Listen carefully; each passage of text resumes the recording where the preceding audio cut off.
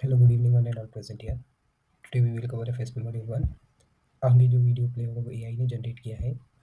अगर आप चाहते हैं हम अपने हैंड रिटन नोट्स के साथ आपको पढ़ाएं विद आर रियल वॉइस, सो आप मुझे कमेंट बॉक्स में बताएं।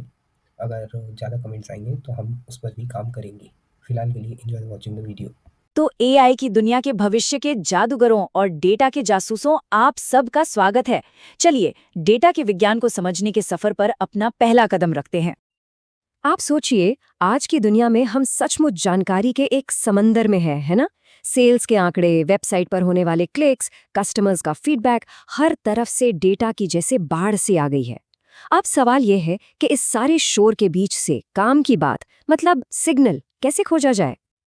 अब स्टैटिस्टिक्स का नाम सुनते ही कई लोगों को लगता है कि अरे ये तो बोरिंग मैथ्स है, पर ऐसा बिल्कुल नहीं है।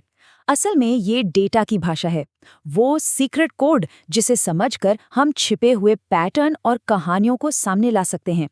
ये किसी भी डेटा जासूस की पहली और सबसे जरूरी टूल किट है।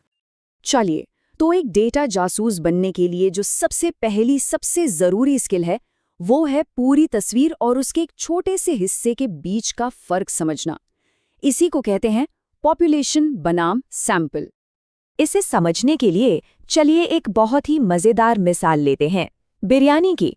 मान लीजिए आपको ये पता करना है कि बिरयानी कैसी बनी है, तो क्या पूरा पतीला खाना पड़ेगा? नहीं, जाहिर है नहीं। बस एक चम्मच चखना ही काफी है। तो यहाँ वो एक चम्मच है, सैंपल, और वो बिरयानी से भरा पूरा पतीला है, पॉपुलेशन। तो यहाँ से ना दो बहुत जरूरी शब्द निकल कर आते हैं।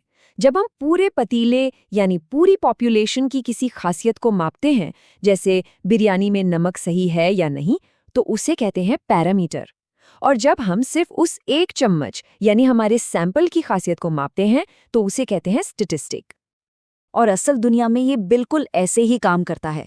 जरा सोचिए, नेटफ्लिक्स के लिए ये जानना तो लगभग नामुमकिन है कि उनका हर एक यूजर कितना समय बिता रहा है। इसलिए वो क्या करते हैं, वो एक छोटा ग्रुप यानी एक सैंपल लेते हैं और उसकी स्टडी करके पूरी पॉपुलेशन के बारे में एक पढ़ा लिखा अंदाजा लगाते हैं। शानदार! तो अब हमें अपना दायरा पता चल गया है। अब एक जासूस का अगला काम क्या होता है? अपने सुरागों को पहचानना। देखिए, डेटा सिर्फ नंबर्स नहीं होते, ये अलग अलग तरह के सबूत होते हैं, और हर सबूत की अपनी एक अलग कहानी होती है। मोटे तौर पर देखें तो डेटा के दो बड़े परिवार हैं। पहला है गुणात्मक या क्वालिटेटिव डेटा, जो हमें कैटेगरी या टाइप बताता है, जैसे किसी की आंखों का रंग क्या है या कोई किस शहर में रहता है। दूसरा है मात्रात्मक या क्वांटिटेटिव डेटा, जो कितना या कितने का जवाब देता है, जैसे किसी की उम्र या बैंक बैलेंस। अब इस गुणात्मक डेटा के अंदर भी दो किस्में हैं। पहली है नॉमिनल, ये बस नाम है, लेबल है, जैसे दिल्ली, मुंबई, कोलकाता। इनमें कोई ऊपर नीचे नहीं है, कोई छोटा बड़ा नहीं है, है ना? लेकिन दूसरी है ऑर्डिनल, जिसमें एक ऑर्डर होता है, एक क्रम होता है, जैसे टी शर्ट का साइज, स्मॉल, मीडियम, लार्ज। यहाँ एक मतलब वाला ऑर्डर है। ठीक इसी तरह मात्रात्मक डेटा के भी दो प्रकार हैं। डिस्क्रीट डेटा वो है जिसे हम गिन सकते हैं, 1, 2, 3। जैसे आपके इनबॉक्स में कितने ईमेल हैं, 3.5 ईमेल तो नहीं हो सकते, राइट? वहीं दूसरी तरफ है कंटिन्यूअस डेटा, जिसे मापा जाता है, और ये एक रेंज में कोई भी मतलब कोई भी वैल्यू ले सकता है, जैसे किसी की हाइट 175.55 सेंटीमीटर भी हो सकती है। और जानते हैं, असलियत में ये सारे सुराग एक साथ ही मिलते हैं। सोचिए एक ई कॉमर्स एनालिस्ट के बारे में। वो प्रोडक्ट की कैटेगरी जो नॉमिनल है, कस्टमर की दी हुई स्टार रेटिंग जो ऑर्डिनल है, खरीदे गए आइटम्स की संख्या जो डिस्क्रीट है, और ऑर्डर की कुल कीमत जो कंटिन्यूअस है। इन सभी को एक साथ देखकर ही पूरी कहानी समझ पाता है। एक जासूस क्या करता है? सारे बिखरे हुए सुरागों को एक बोर्ड पर लगाता है ताकि कहानी साफ साफ नजर आए। डेटा की दुनिया में यही बोर्ड है विजुअलाइजेशन, यानी चार्ट्स और ग्राफ्स। ये नंबर्स को एक कहानी में बदल देते हैं। तो सबसे पहले और सबसे कॉमन चार्ट्स में से एक है बार चार्ट। इसका इस्तेमाल अलग अलग कैटेगरीज की आपस में तुलना करने के लिए किया जाता है, जैसे कि किस प्रोडक्ट कैटेगरी की कितनी बिक्री हुई, इलेक्ट्रॉनिक्स की, कपड़ों की या किराने के सामान की। अच्छा, एक चीज पर गौर कीजिए, इन बार्स के बीच का गैप देख रहे हैं? ये गैप ही इसकी असली पहचान है। ये गैप हमें याद दिलाता है कि हम अलग-अलग आज़ाद चीज़ों की तुलना कर रहे हैं। इलेक्ट्रॉनिक्स का कपड़ों से कोई सीधा लेना देना नहीं है।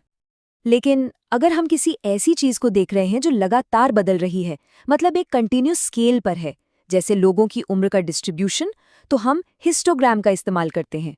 और यहाँ देखिए, बार्स एक दूसरे को छू रहे हैं, कोई गैप नहीं है। और इन बार्स का आपस में छूना, इसका एक मतलब है। ये दिखाता है कि डेटा कंटिन्यूअस है, मतलब ये एक पूरी बिना टूटी हुई कहानी बता रहा है कि किस उम्र के कितने लोग हैं। और हाँ, हमारी टूलकिट में सिर्फ यही 2 चार्ट्स नहीं हैं।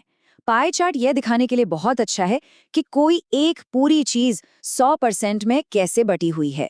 लाइन ग्राफ समय के साथ उतार चढ़ाव दिखाता है, जैसे स्टॉक मार्केट। और स्कैटर प्लॉट 2 चीजों के बीच का रिश्ता खोजने में मदद करता है। ओके, अब बारी है उस सबसे जरूरी सलाह की जो हर नए जासूस को दी जाती है। एक ऐसा जाल है जिसमें अच्छे अच्छे लोग फंस जाते हैं और इससे बचना बहुत जरूरी है। ये एक क्लासिक उदाहरण है। डेटा हमें ये बताता है कि जब जब आइसक्रीम की बिक्री बढ़ती है, तब तब पानी में डूबने की घटनाएं भी बढ़ जाती हैं। तो क्या इसका मतलब ये निकालें कि आइसक्रीम खाना खतरनाक है? नहीं, बिल्कुल नहीं। देखिए, यहाँ पर गड़बड़ कहाँ है। पहला पॉइंट, ऑब्जर्वेशन। गर्मियों में आइसक्रीम की बिक्री और डूबने की घटनाएं दोनों बढ़ती हैं, ये सच है। दूसरा पॉइंट, गलत नतीजा। इसलिए आइसक्रीम डूबने का कारण है, ये गलत है। तो फिर छिपा हुआ सुराग क्या है? वो है गर्म मौसम। गर्मी की वजह से लोग ज्यादा आइसक्रीम खाते हैं और ज्यादा तैरने भी जाते हैं। असली कारण गर्मी है, आइसक्रीम नहीं। तो यहाँ से मिलने वाला सबसे बड़ा सबक, इसे गांठ बांध लीजिए। सिर्फ इसलिए कि 2 चीजें एक साथ हो रही हैं, इसका ये मतलब बिल्कुल नहीं है कि एक दूसरे की वजह से हो रही है। इस मंत्र को हर डेटा जासूस को याद रखना चाहिए। Correlation is not causation. और इसी के साथ डेटा की दुनिया का आपका पहला केस सॉल्व हो गया है। मुबारक हो, वो बुनियादी स्किल्स अब सीखी जा चुकी हैं जो हर डेटा प्रोफेशनल के सफर की नींव होती हैं। तो चलिए देखते हैं कि इस नई टूलकिट में अब क्या क्या है। अब पॉपुलेशन और सैंपल का फर्क पता है, 4 मुख्य डेटा टाइप्स को पहचाना जा सकता है, पैटर्न देखने के लिए सही चार्ट चुना जा सकता है, और सबसे बड़े जाल कॉरिलेशन और कॉजेशन से बचने का तरीका भी मालूम है।